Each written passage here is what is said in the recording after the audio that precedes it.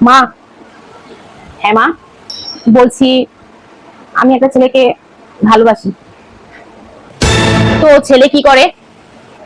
ছেলে গভর্নমেন্টে জব করে।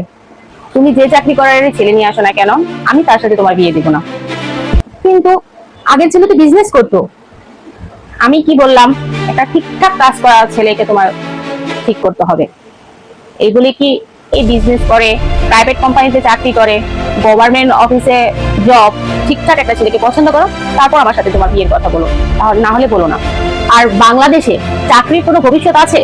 না না না, পছন্দ করে নিয়ে আসো, আমি সেদিন তোমাকে মত দেবো, নাহলে আমি তোমাকে মত দিতে পারবো না।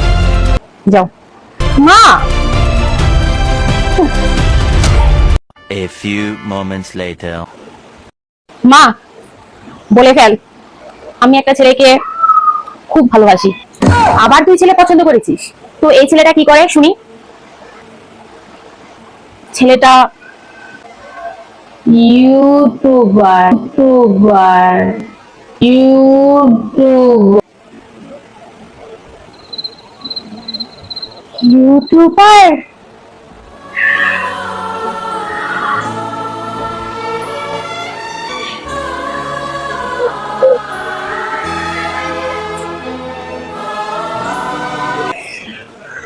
আল্লাহ, তুমি আমার কথা শুনেছো।